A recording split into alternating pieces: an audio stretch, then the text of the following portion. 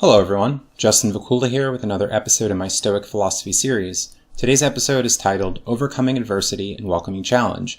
Visit my website at justinvacula.com where you can find links to my social media portals and see past Stoic Philosophy content on YouTube, SoundCloud, and Stitcher. My Stoic Philosophy series explores the philosophical tradition of Stoicism with goals to inform, empower, and help others benefit from the practical wisdom of ancient Greek, Roman, and modern thinkers. I tackle many topics including handling adversity, finding meaning in life, working toward contentment, dealing with change, anger, and gratitude. How are we to view challenges which are present in our lives? Should we take steps to avoid adversity and live a life with little challenge or risk, perhaps taking what might be a less bumpy road, although having relatively little payoff? Sometimes, no matter what steps we may take, challenge approaches. How might we be prepared? How will things change when the going gets tough, when the unexpected happens? Stoic writers such as Seneca include many passages in their works in themes of welcoming challenge, a bring-it-on attitude by which we can face challenge, remain steadfast to the best of our abilities, and focus on what is in our control. With a solid mindset gained through reflections on Stoic philosophy and applications of Stoic teachings, taking action so that we can apply what we learn, we can better face that which poses an obstacle and even embrace challenges that aren't overwhelming. Seneca's writings echo themes of endurance and resilience, being able to prepare for challenges and to train oneself so that we may, in a sense, succeed. In his letter titled On Worldly Deceptions, he talks of athletes who prepare for Olympic Games and crowds which flock to see them perform. Seneca notes that many will neglect training in their mind, and not as many, even the athletes themselves, will be interested in focusing on improving mental fortitude. Seneca writes, "How many men, I say to myself, train their bodies, and how few train their minds? What crowds flock to the games, spurious as they are and arranged merely for pastime, and what a solitude reigns where the good arts are taught. How feather-brained are the athletes whose muscles and shoulders we admire." For Seneca, mindset is key, the core of being able to endure challenges and have right reason, a fitting frame of mind for properly interpreting the world around us and acting accordingly.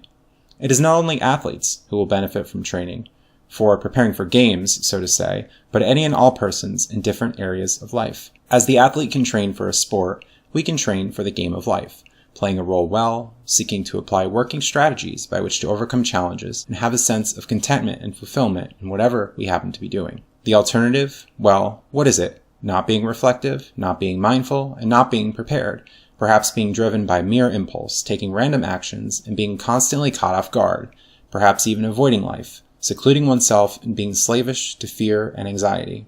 Stoic philosophy, after all, focuses on how to live a good life, not just live any life. Seneca continues, writing, "If the body can be trained to such a degree of endurance that it will stand the blows and kicks of several opponents at once, and to such a degree that a man can last out the day and resist the scorching sun in the midst of the burning dust, drenched all the while with his own blood, if this can be done, how much more easily might the mind be toughened so it can receive the blows of fortune and not be conquered, so that it might struggle to its feet again after it has been laid low, after it has been trampled underfoot." Seneca mentions fortune here, a reference to the fact that things outside of our control, chance events, can come our way and test us. But we can prepare for these chance happenings by strengthening our mental resolve and engaging in a training Seneca mentions, toughening the mind. Seneca talks about this more in his letter titled On the Healing Power of the Mind. Throughout his work, he talks about how we can create problems for ourselves, exaggerate, catastrophize, and complain. All of these behaviors, marks of a flawed mindset, can be self-defeating. We should be mindful of our thoughts and actions, and admit that certain patterns of behavior, perhaps ingrained habits, things we have not considered as negative, can be destructive and should fade from our routine, for this isn't a productive response to adversity. He writes, "One can endure the suffering which disease entails if one has come to regard its results with scorn, but do not of your own accord make your troubles heavier to bear and burden yourself with complaining. Pain is slight if opinion has added nothing to it. But if, on the other hand, you begin to encourage yourself and say, it is nothing, a trifling matter at most. Keep a stout heart, and it will soon cease. Then in thinking it slight, you will make it slight." Regarding results with scorn, Seneca is getting at an attitude of acceptance here, that we're not going to be destroyed by that which ails us, and we can look to minimize how we are impacted. We can accept what's happening, reflect on it, and take measures to endure suffering while not making it worse for ourselves than it actually is. We can say, this really isn't life-destroying, and even if it really happens to be, like a terminal illness, there isn't too much we can do about this. What good will complaining do? It's a common theme in Stoic thought to focus on what's in our control and bear our burdens bravely while taking action to change what we can. For more, let's call them minor matters in life, we can focus on getting at the core of the issue, remaining calm and taking a proactive approach to enduring pain. Perhaps we can reach out to others for support. Think about solutions, remain focused on positive aspects of our life, what's really important and in our control, and not let chance events compromise us. See, an appropriate mindset will allow us to better cope. It may not be easy, and change might not happen overnight, but we can take steps to improve now. Seneca closes his letter writing, "Hold fast to this thought and grip it close. Yield not to adversity, trust not to prosperity. Keep before your eyes the full scope of fortune's power, as if she would surely do whatever is in her power to do. That which has been long expected comes more gently." With more reflection on handling adversity and a proper mindset, let's move on to the topic of welcoming challenges. We can find benefit in experiencing a feeling of success, boosting our confidence, and perhaps learning lessons, proving ourselves superior to adversity, to fortune, to chance, by welcoming and embracing challenges. Seneca writes in his letter on the supreme good, "All those things which others regard as ills will become manageable and will end in good if you succeed in rising above them." Seneca talks about the virtue of bravery in his letter titled On Ill Health and Endurance of Suffering. We do not want to desire extreme circumstances such as torture or war, but we can desire to show bravery and bear chance circumstances well.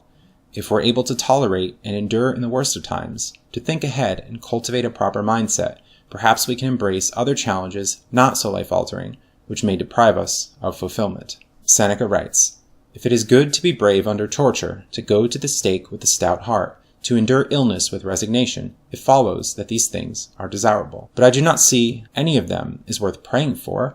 There is something in them to be desired. I should prefer to be free from torture, but if the time comes when it must be endured, I shall desire that I may conduct myself therein with bravery, honor, and courage.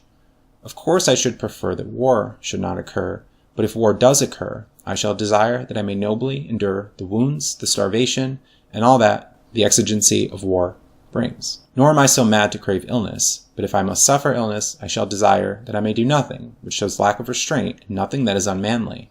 The conclusion is, not that hardships are desirable, but that virtue is desirable, which enables us patiently to endure hardships."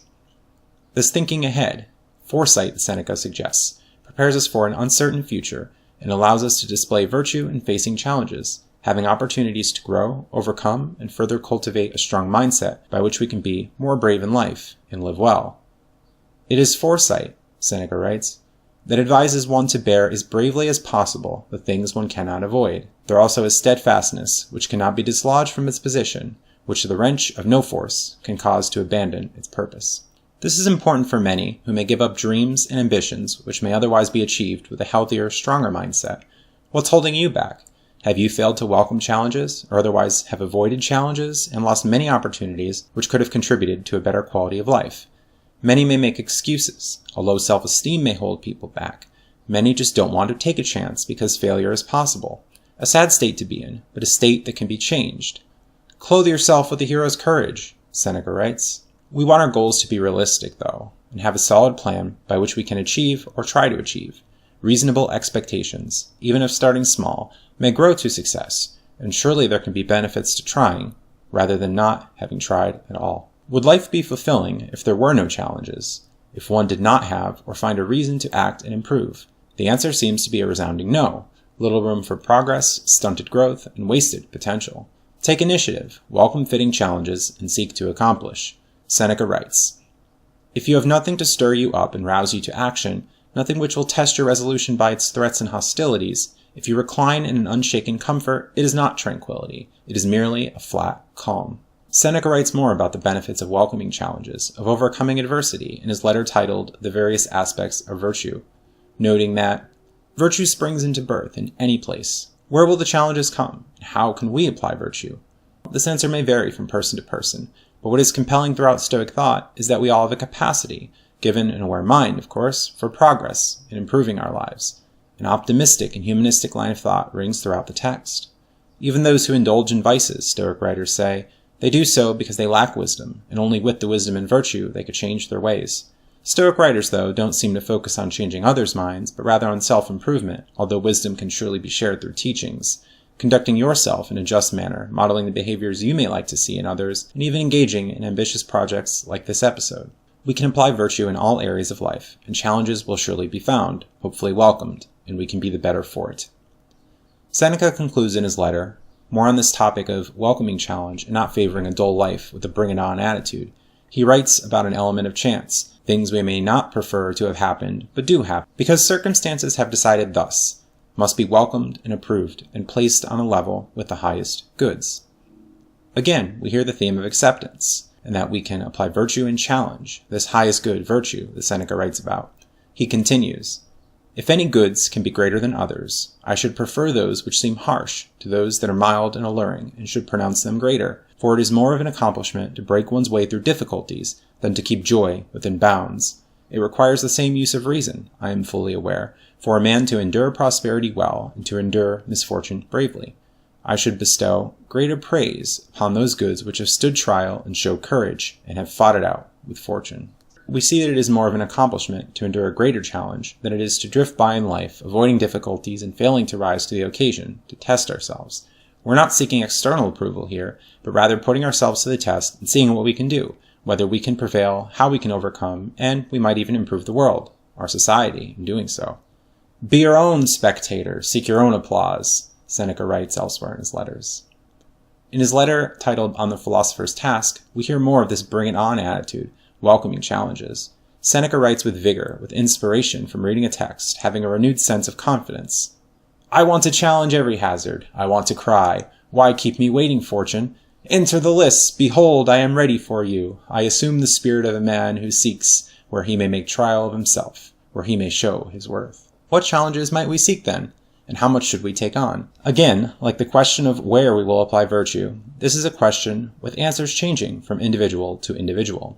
Surely we don't want to be foolhardy and take upon a challenge too grand, which will almost certainly result in utter failure and may harm us. Surely a beginning poker player with little money, for instance, would be better off studying and gently starting in lower stakes games, or even free-to-play games, rather than finding the highest stakes games he can't possibly afford while being outmatched. Surely too much engagement and not enough leisure can make for a difficult life. There ought to be balance. Surely we can't volunteer for dozens upon dozens of causes that we may support, for our time is limited, and the quality of our efforts would be minimal when spread so thinly.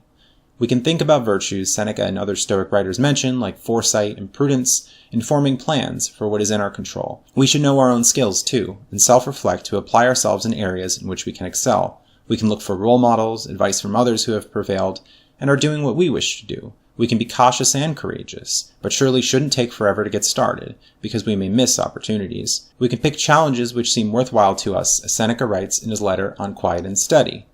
We must therefore rouse ourselves to action and busy ourselves with interests that are good. There are inevitable challenges too, like coping with grief and dealing with death, I have discussed in a previous episode. Perhaps we wonder about friendship or social interactions, how to approach people. Perhaps this is a difficult thing. I'll talk about this more in an upcoming episode in a Stoic Philosophy discussion group in Willow Grove, PA that I'll be hosting in May of 2017. Perhaps controlling your anger can be a challenge, that you may work to remain tranquil under pressure.